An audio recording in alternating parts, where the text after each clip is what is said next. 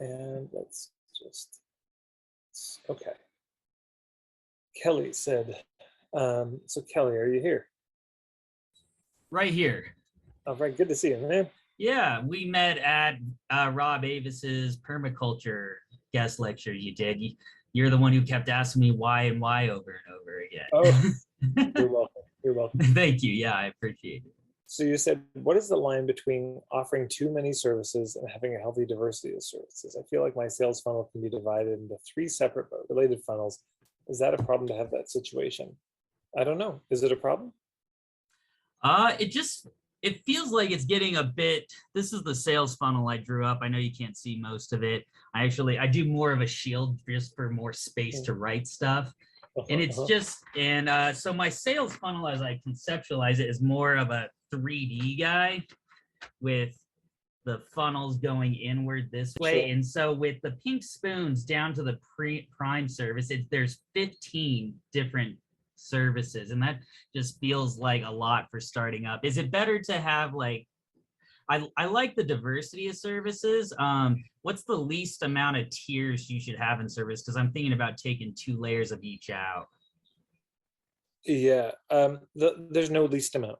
You know, okay. Like for example, let's say I only did one-on-one coaching around marketing, and I charged a lot for it. And the way I market it was just word of mouth. I've gotten to a point where I had a waiting list. That's one level of my sales funnel. One program, that's it. If you can do that, do that. You know, there's 4 criteria of a good business model. First is that it's safe for people to approach. Now, the word of mouth handles that, if I could have that situation.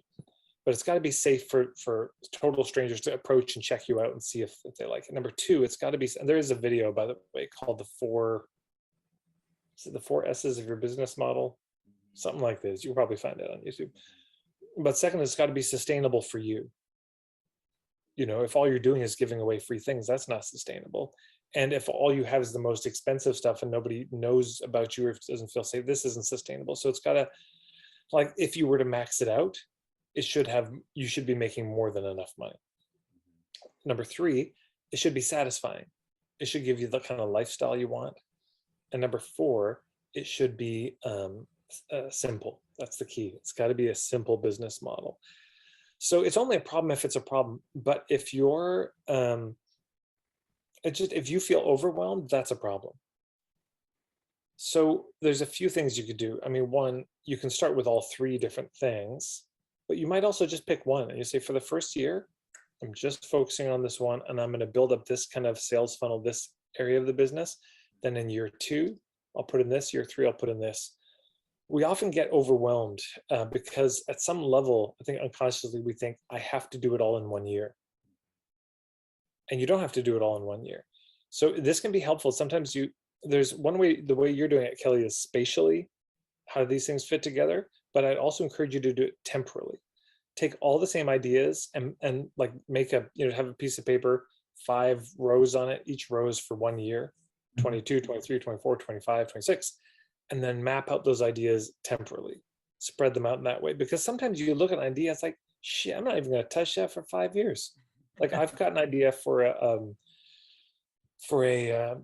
apprenticeship program where I'll teach people how I do what I do with marketing. But that's next year or the year after. I'm barely thinking about it. When I have ideas, I write them down, I put them somewhere, I'll check them, and otherwise I just forget about it. Okay. So those are 2 thoughts I have. Okay. Yeah, that helps. Thank you. You're welcome. All right. Thanks for being a permie. We need more of you out there.